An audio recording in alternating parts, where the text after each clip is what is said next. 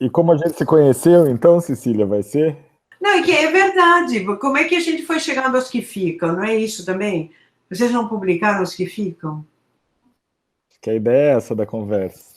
E a gente sempre via os espetáculos de vocês e que você muitas vezes passava na portaria da minha casa e deixava uma revista ou do latão, ou deixava um livro, e que uma vez eu saí correndo para ver se eu te encontrava e você já não estava. E depois do falecimento do Paulo, você me convidou para ver a Ópera dos Vivos, e eu sempre acompanhava a trajetória do Latão por achar que tinha a ver com a trajetória do Arena, quer dizer, grupos de teatro que tinham uma preocupação com usar o teatro para expressar uma opinião, não é? Deixa eu só contar uma pré-história desse Sim. hábito de deixar presentes que eu fiz com poucas pessoas na vida, assim, de ir lá deixar livros. Mas eu aprendi isso com o próprio Boal, assim, porque um dia eu estava na minha casa e recebo uma coleção de livros que o Boal me enviou, a gente nem se conhecia, ele achou que eu ia me interessar, me mandou, e depois, tempos depois, me mandou de presente o livro do Juliano, filho de vocês, que tinha escrito, me sugerindo que lesse o livro do filho. Eu achei incrível aquilo. E você leu? Li, claro. A coleção, os livros. Nem pergunto o que achou. Não vou perguntar o que você achou. É um livro polêmico do Julian, esse, sobre o CPC. Mas como eram interessantes, né? Essas, assim, essas polêmicas. Isso já dava todo um capítulo, né? De como eram diferentes os críticos, né? Eram tão analíticos e eles queriam contribuir, e havia todo um debate com os autores. Mas, enfim, você vê que o Boal já reconhecia que tinha uma linhagem aí, né? Que tinha uma continuidade no trabalho de vocês. Não sei se vocês vão ficar ofendidos com isso, Não, mas acho que total, tinha. tem tudo a ver. E o que eu estava dizendo, então, antes, que, curiosamente, assim, como teve esses vários episódios, que o Boal faleceu, eu fui ver a Ópera dos Vivos, depois eu inventei de fazer uma homenagem para o Boal e no Futuro, e convidei vocês, se vocês fizeram essa colagem com Hamlet e Hamlet, e finalmente, lembra também que eu não tinha onde fazer a mesma homenagem, e você me ofereceu o Espaço do Latão na Vila Madalena, e fizemos lá, e foi ótimo. Então foi se criando assim um vínculo. Você deu aulas de dramaturgia nesse projeto no Rio de Janeiro da Biblioteca Parque, e fizemos o Sesc Pompeia. E eu estava dizendo isso, que quando fizemos o Sesc Pompeia, que eu te convidei, depois você ganhou o edital e ocupou a arena, e aí você fez Revolução na América do Sul com o coro dos teus alunos do Seminário do Arena e com o Stedley fazendo o Anjo Capitalista, que fez com asa e tudo. Então, e depois lembra que eu te convidei para ir ao México, então a gente sempre teve uma relação, e quando eu ganhei um edital, e aí vamos chegar nos que ficam, para fazer uma grande exposição sobre Boal no CCBB, eu convidei então o Sérgio para montar a Revolução na América do Sul, que é uma peça do Boal que eu adoro, realmente, Eu acho também adoro. fantástica. Muito boa. Mas aí foi muito engraçado, porque foi a eleição da Dilma na segunda, e era uma eleição tão terrível e tão, assim, voto a voto, que é engraçado que os dois tivemos o mesmo pensamento, porque como a peça fala que todos os políticos são iguais, e a gente sabia que não podia ter esse discurso, né, nesse momento dessa eleição, e a gente um olhou para o outro e falou, bom, agora o que nós fazemos? Não podemos montar a revolução. E você teve a toque de caixa, que escreveu uma peça, veio com armas, bagagens, crianças e tudo para o Rio de Janeiro, convocou Julián, meu filho, e começaram a escrever os que ficam. E pronto, passou a bola para você. Eu acho que é isso. A história dessa peça, dos que ficam, é muito especial. E eu acho que tem a ver com esse projeto onde a gente se conheceu melhor, né? Que foi quando o Ópera dos Vivos foi para o Rio. O Ópera dos Vivos era uma peça sobre teatro nos anos 60, em que eu me aproximei, foi o momento em que eu li para valer a obra do Boal, e dessa geração de artistas, entrevistei muita gente. Então, ali eu sinto que eu construí um laço maior de conhecimento. Mas aí eu acho que, desde o Ópera dos Vivos, essa questão de afinidades de trabalho também foi muito forte, né? De estudo, de aprendizado, de uso de textos, começou ali. E aí, quando anos depois a gente trabalhou... Eu acho que a pré-história dos que ficam foi essa encenação do Revolução da América do Sul, que a gente fez aqui em São Paulo, na exposição. Você lembrou bem. Era uma equipe incrível, assim, o Nelson Xavier fazendo o papel que ele fez na montagem... Era Zequinha Tapioca? Do Arena, Não, era o... Era o candidato. Era Zequinha Tapioca? Exatamente, é o candidato populista. Eu convidei o João Pedro Stedley, do MST, para fazer o Anjo Imperialista, que ele fez incrivelmente, e tinha esse grupo de alunos, faziam um coro, e os atores do Latão também. Ali eu vi a força da peça, que para mim é uma das grandes peças sobre teatro épico, de teatro épico dos anos 60, uma figura negativa, cômica, né, que é o Zé da Silva, incrível o texto. Aí, anos depois, como a Cecília lembrou, a gente foi fazer, e aí a gente já tinha a questão da Dilma ali, que a gente não queria que encampar o discurso antipopulista genérico que você tem hoje e que a mídia tem, né, que põe no mesmo saco. Isso a gente pode ver nesse editorial estúpido da Folha de São Paulo nesses dias, né?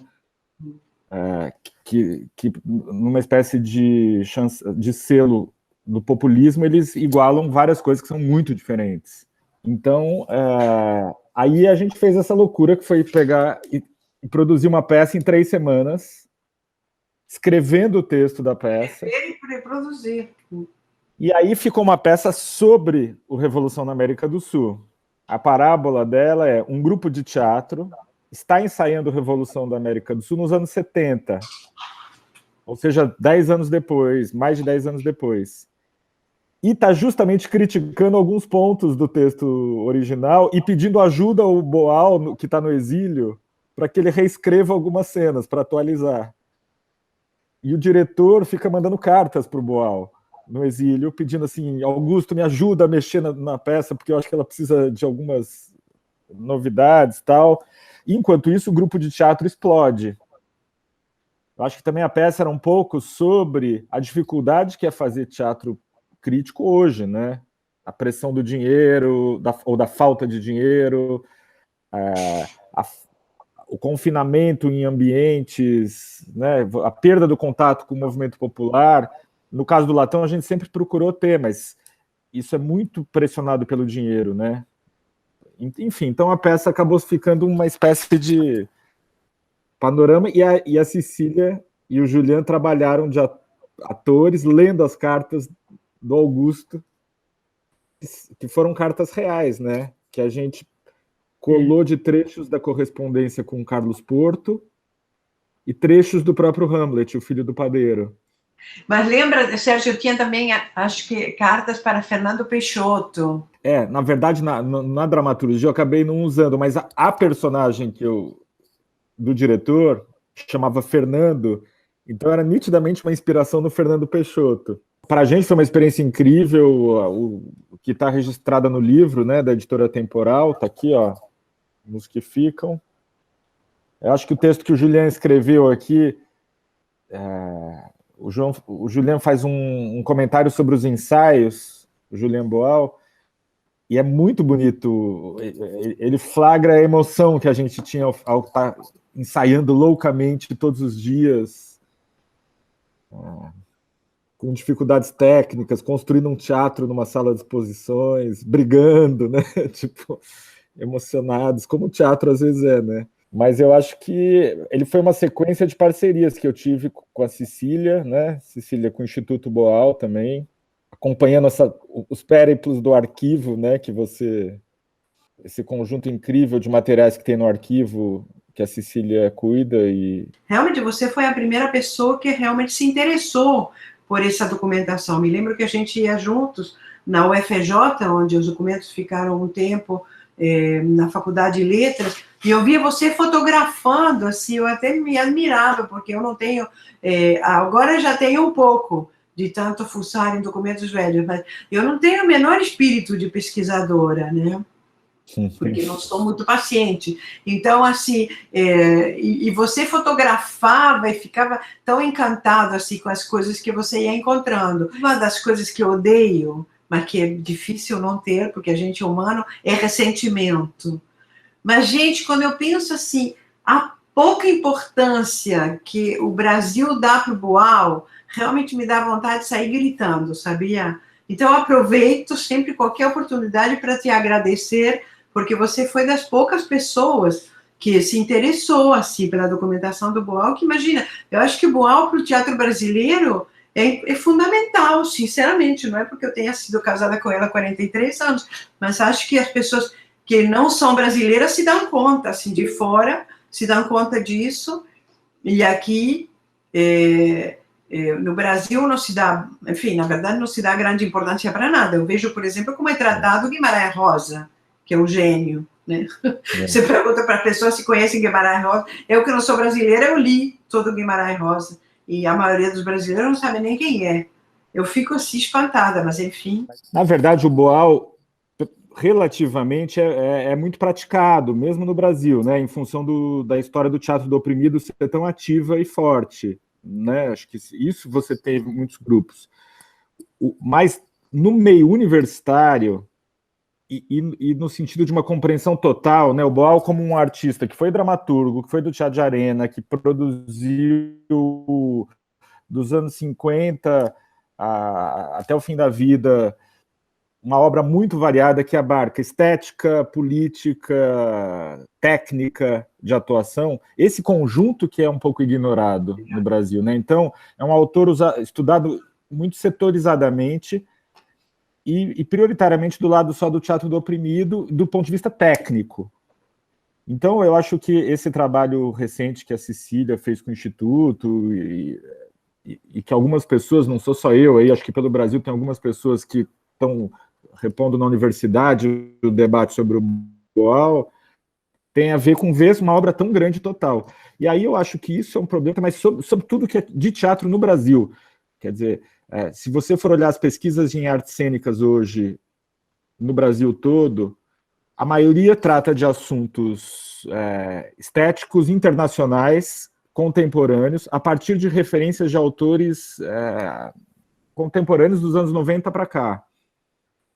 Existe um certo preconceito contra estudos brasileiros, ou pelo menos uma precariedade nos estudos ligados à produção do Brasil, por uma série de razões, né, que não cabe desenvolver. E aí, algumas obras incríveis, né, como essas que a gente está falando, e o Vianinha, acho que entra nisso, Guarnieri, essa geração brilhante, ela precisa ter iniciativas de reposição, isso, porque senão as pessoas estão esquecendo, né? Não, e o que você fez, por exemplo, no Sesc Pompeia, né? Quando você convidou o Lauro César e o Benedito Rui Barbosa, lembra? Porque é isso que é importante do Arena, é o seminário de dramaturgia, isto que é fundamental, que mudou a dramaturgia de certa forma, né? E ofereceu aos autores um lugar onde eles pudessem ter uma troca e um estímulo, e um estimulava o outro, e todos escreviam, que era uma coisa que estava acontecendo na América Latina e em outros países, por exemplo, no meu país, na Argentina, né, nos teatros chamados independientes, né, que era, todos tinham os seus próprios dramaturgos, mas é isto que é fundamental, porque tem que continuar esses, né, esses seminários de dramaturgia, eles têm que continuar, e provavelmente eles continuam, né, mas não existiam antes, eu acho. Isso foi um mérito do Boal, assim, ele tinha uma cabeça pedagógica, né, assim, de organizar trabalho coletivo e trabalho de formação. Aí, essa geração que surge ali do Arena, por exemplo, o Vianinha e o Guarnieri eram muito jovens, vindos do Partido Comunista, começando a fazer teatro. Em poucos meses, anos, eles se tornam alguns dos melhores dramaturgos do século XX no Brasil, né? A partir desse trabalho colaborativo que eles tinham ali, de debate, de interesse político comum, né? Eu acho que também isso era forte, uma geração que tinha um interesse político forte, comum e autocrítico. Eles brigavam muito, debatiam, mas dentro de um mesmo movimento, né? Então eu acho que a obra do Vianinha é outra obra também que precisa ser debatida. Um autor que a própria época não valorizou, que é o Jorge Andrade, por considerar ele menos politizado ou mais conservador politicamente, ele tem uma obra incrível, importante, assim, né? Com contradições, como todas as obras, mas é notável. E é um autor esquecido hoje, né? Próprio Guarnieri, enfim, as autoras, Leila, Consuelo, de Castro, enfim, hoje não se fala disso, né? Agora, no período da Covid, mesmo autores que, enfim, não são talvez do mesmo nível, mas eu lembrei do Bivar, que faleceu agora recentemente. Ah, sim, Antônio Bivar. Se você for procurar na historiografia, ele não está na história do teatro brasileiro. É um autor importantíssimo para o momento, sabe? Com contribuição crítica também. Parece também que o teatro é particularmente estigmatizado. O único que recebeu assim, louvores e transcendência foi o Nelson Rodrigues, né? Mas por isso também a gente tem que aproveitar para cumprimentar a Temporal, né? Porque um dos problemas que acho que no mundo inteiro não se publica teatro.